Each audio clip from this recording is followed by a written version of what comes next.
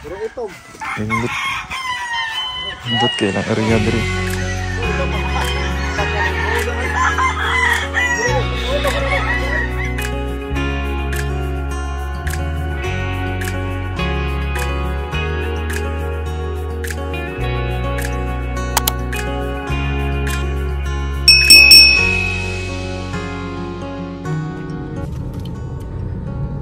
Good morning mga ka-fried chicken.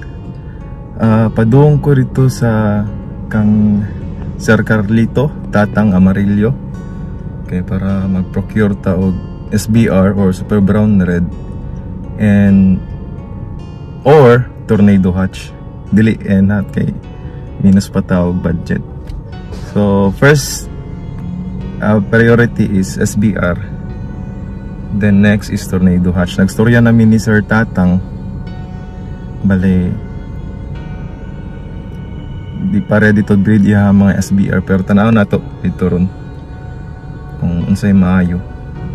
So tara mga ka-fried chicken, at please subscribe for more videos po.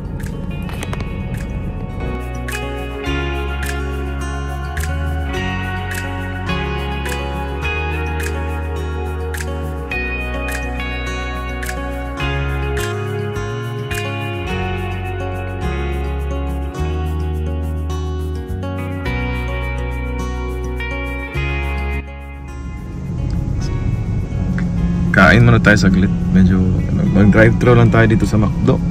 Yan. Medyo gutom na tayo.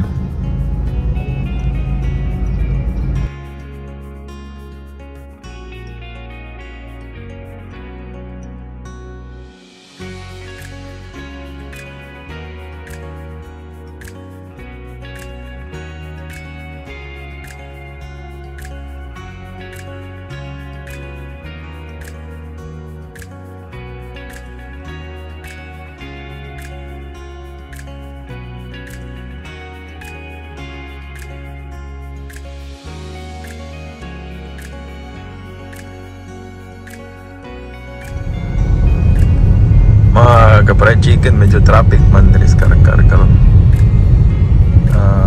Siguro mag-express lang ko sa akong na-feel ba, medyo excited juga ko.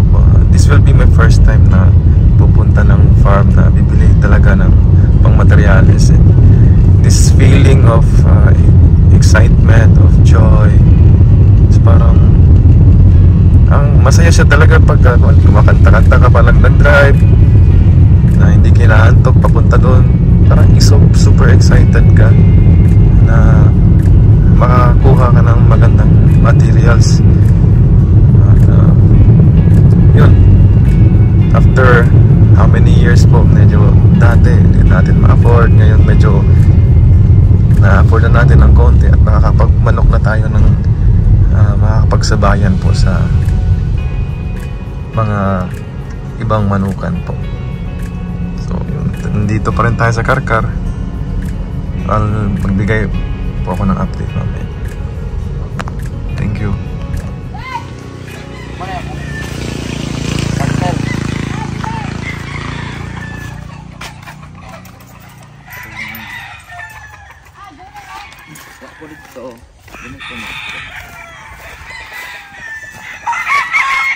Mga buyog-gon yun, sir. Kargado buyog-gon ng kuhan ba, dark leggeds. Paano na sila? Cross na natin. SBR.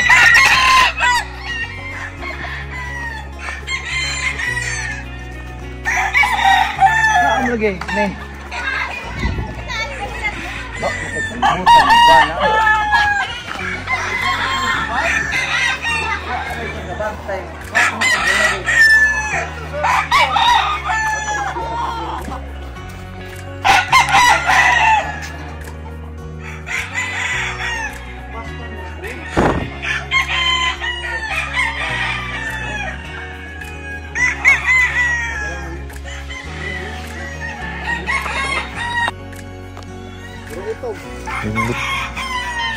Indot kailang area diri.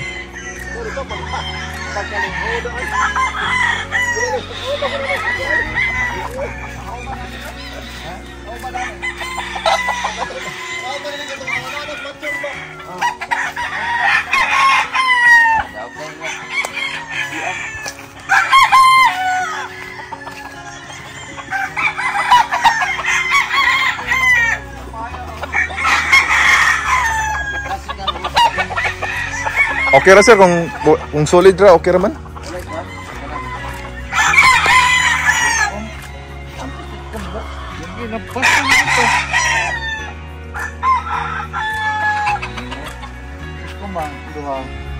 Pas na lagi. Ano to?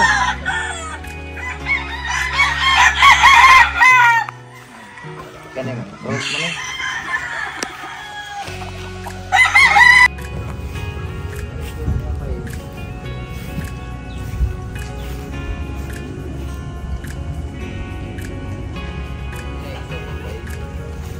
Ako pa nisig early recording kay kamutan na. Ano ang winner? Tapos derby.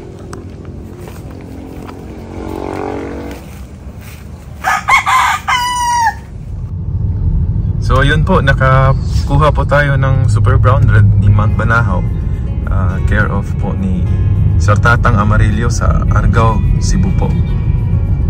Bale, yung nakuha ko po is 7/8 po na Super Brown Red, tapos 1/8 po na Butcher, still from Mount Banahaw.